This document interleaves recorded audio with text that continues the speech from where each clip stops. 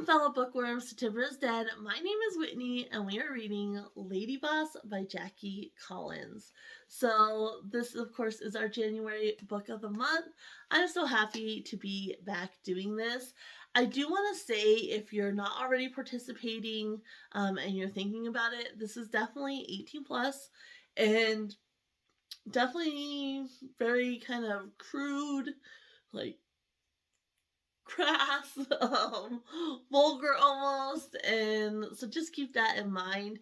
There is more to this book. I actually almost wasn't gonna do this as book of the month when I started reading it, just because of how derogatory it is. And I ended up deciding I was just gonna read the chapter set and then decide. And I'm really glad I did. I think there's more depth to this book than what you get when you kind of first start it. So I'm glad I kind of pushed through and decided to go ahead and do some questions. I think there's a lot of good questions that I could pull from this book. So I'm excited to do that. Of course, if you're not participating, it is never too late. This is only the first week. This is the first set of discussion questions we're doing for chapters 1 through 22, but it is never too late to participate in any of the book of the months we have done. So if at any time you would like to, you can go reference past videos, look at the breakdown, read the chapter sets, and then come back to the corresponding video to, see the discussion questions and kind of think about them or answer them if you want to. And then also, if you don't want to read based on chapter set, I do whole book discussion questions over on my website at the end of the month. So that is always an option as well. Of course, if you want to get the most out of it, participate on both platforms, the weekly discussion questions and then the end of the month discussion questions. They are different. Some of the themes might be a little bit the same, but they are different questions. So, and of course, we do our weekly reads every Wednesday. We do our Throwback Thursdays. We're resuming our series Saturday, though those won't be every Saturday. And then also bonus videos pop up here and there. I'm reading my ABC Author Challenge books, my 25 Days of Bookmas books, and then other bonus videos here and there. So if you're not already, please do subscribe, hit the bell notification, and please give this video a like while you're at it. It really does help. So I'm really happy that I'm back doing these discussion questions because I really enjoy this aspect. I think you get a lot out of the book you're reading, kind of breaking it down and thinking about the deeper meanings behind certain things and such. But let's go ahead and jump into it. As always, there is a certain level of spoilers. We are discussing these characters and these chapters. I try to keep it somewhat vague, so if you don't mind a little bit of spoilers, stay tuned because you might be enticed to pick up the book. And then, of course, if you don't want any spoilers, go ahead and jump off now. And then also, I do want to kind of just, again, reiterate, this is an 18 plus. Does have kind of derogatory talk and very highly, like, sleeping around, drugs, things like that. So just keep that in mind as well. But let's go ahead and jump right in. First question is, Lucky is the epitome of a strong, independent woman.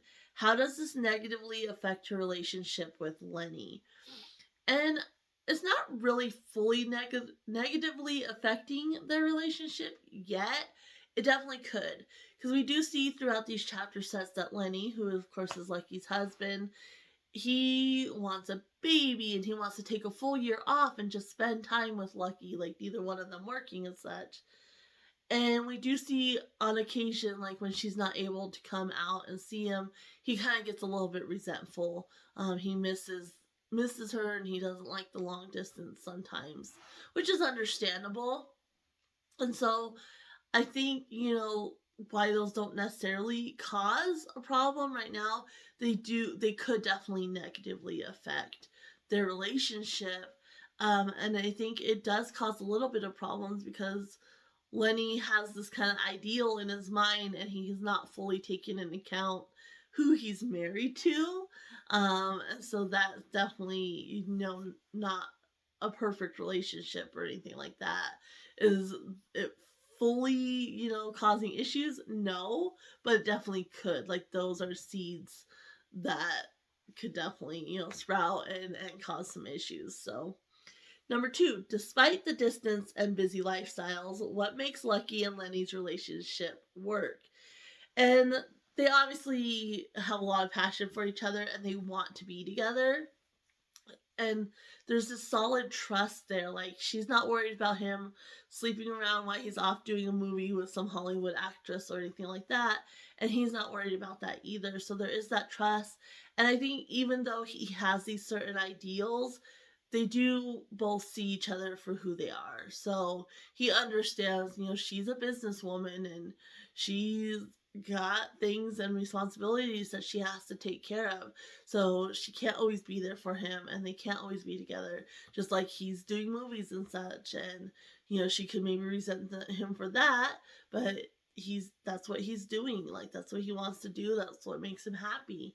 And so I think they see each other for who they are and they're willing to make it work despite any difficulties that come along with their different lifestyles, which I think is pretty cool. And number three, Bridget stands apart from her peers. Why isn't she able to connect with them? So Bridget is kind of like Lucky and Lenny's stepdaughter, I guess, in a weird way. The family tree is very twisted and complex. But I think with her, she makes one friend, which is wonderful. But I think one, as her and her friend talk about, her level of wealth sets her apart. Even among the wealthy, her level of wealth sets her apart. And then two, she's had a lot of trauma, so she's not very open. She is kind of closed off. She's not very trusting, and that creates a barrier between her and her friends as well. And then added on, well, not her friends, her peers, and then add on that wealth, and people just kind of don't want to get to know her. They kind of think she's snobbish and everything like that. And so yeah, I think that's kind of just what sets her apart. Not only the money, but this trauma, and the trauma also adds a certain maturity to her as well. Like, she's seen more in her lifetime than a lot of those girls would. So, number four, Lucky's family dynamic is complex. How does her attitude towards family clash with the lady boss image? And so there's a strong loyalty there for her family. And I think that strength covers both her family and her lady boss image and such, and her loyalties to like her company and her work and getting things done. But I think it does kind of clash because this lady boss image, you kind of think of workaholic and that's a priority, not her family, but it's not. Like, her family is very much a priority. She makes sure she makes time for them. So even though she does what she needs to do to be successful and run her business and do all the things to take care of that, she's also makes sure she puts the time to her family. And then also there's kind of this warmth and openness with her family, which you generally don't think of when you think of a lady boss. Like, when you think of a lady boss, you kind of think of cool and almost cold and very straightforward and such. So that kind of clashes, like that warmth and openness with family clashes with kind of that lady boss image as well. And number five, is the relationship Lucky has with her father surprising considering the insight we gain into their past? And I think it is. We don't get much of an insight to her past, but like in the beginning, you think, oh wow, she has a really good relationship with her father. And then, you see that moment where she still has a little bit of resentment for certain things. And she's had to not only forgive him, she's had to let go of some of that resentment as well in order to develop the relationship that she has with him. And so I think it is kind of surprising some of the things she mentions, that she was able to do that, to forgive and let go of resentment in order to have this close relationship with him. Number six, in what ways are a Panther's family a contrast to Lucky's? And so with a Panther's family, there's no loyalty, there's no love. Like, they just want him to kick the bucket so they can get his company and all his money. And so yeah, I think that's the big difference. Is they just there's no love there. They're just greedy and they're corrupt, and they don't care about anybody but themselves.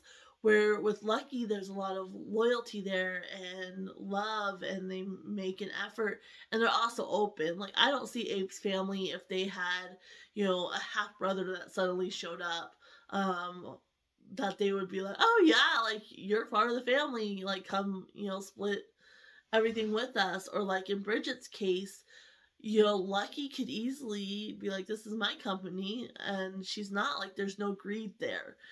She's just running the company until Bridget is old enough, and then she'll take over. And so I think, that's the big difference, is greed and then the love and the loyalty. And so yeah, there's completely different families for sure. Number 7, did Stephen break the attorney-client privilege by confiding in his wife? So Stephen is Lucky's half brother, and he is an attorney. Um, and so basically, I'm not going to fully give it away, but there's a wealthy client that calls on his firm. Him and one of his partners go to see her, and she is basically retaining their services for something she might do in the future. Is essentially it. Something she might do and she might get caught for. And Steven is not okay with it. His partner is like, dude, like, she gave us $1 million to maybe potentially do something in the future that we don't even know if it's going to come to pass. Like, it's cool. Like, we're keeping the $1 million. And he's just not okay with it. And so, did he break the attorney-client privilege? Technically, yes. But I think it's kind of a fine, like, line there, because you also need to be able to vent to your partner and such. And I think in this case, he can fully trust his partner. She's not going to go blab about it or anything like that. And so I think in this case, like, I think it is okay, even though he did technically cross that line. So, and 8, what risks do many of the characters face with their indiscriminate lifestyle of sleeping around and drugs? So, of course, there's many risks that go along with this, but the big one I'm thinking of was brought up a couple of times in this set of chapters, and that is definitely AIDS. She wrote this in 1990. It takes place in the 80s when the AIDS pandemic was on the rise. And so, right off the bat, in the beginning of the book, I can't remember which character it was. I think it was Lucky's father, though, but he's at the doctor and he's asking about it, like, is he at risk? And the doctor's thinking, like, surely you're not, just still active, let alone, like, sleeping around. But he is. He's still very active, and he's not willing to use protection. And I think we see throughout the book that a lot of these characters are just, they're sleeping around, they're doing drugs, like, they're not being careful. And that puts them at risk, like, of not only AIDS, but other STDs or STIs and, diseases and such. So I think, we see that throughout the book. Like, they don't really care. They're just looking for that satisfaction, for sure. So, and let's see, number 9, how does the derogatory treatment of women in this book reflect real life Hollywood? And so in recent years, we've had several actresses starting to speak out about certain things they've had to do in order to get a part, or during an audition, certain things that were requested that they do and such. And so we do see that. And obviously this book is very amped up, and, like, it's constant. Like, most of the characters, minus, like, Lenny and, such, are very derogatory towards women. They expect to get something from women. And we see that constantly in this book, but we do see that it happens in real life as well, and it's becoming more well known what these actresses are going through, and especially when they're young and just starting out. Like, obviously when they're older, they they have more of a foothold, but when they're young and trying to know what to do and make that decision. Like, we do see that it has been happening and it still happens, you know. And even like with press and certain questions they ask, they would never ask that to a man. And so we still see that kind of derogatory treatment towards women, especially when they're kind of more like a sex symbol and such. And in what ways, number 10, in what ways do the women of Hollywood in this book use sex to gain an advantage? And so we see some of the women too. Lenny's co-stars, one of them, Susie Rush, who is one of the stars of the studio, is another one who kind of take that power for themselves. In Lenny's co-star's case, she sees it as, you know, she's sleeping around and having all these men all over her as kind of a powerful thing. And in Susie's case, you know, she's trying to get apart, and so she's coming on to the main guy, Mickey Stoley, who's one of what is he? Like, he's married to a Panther's granddaughter. And, you know, so she's taking that, instead of him requesting it, she's gonna present it to try to get apart.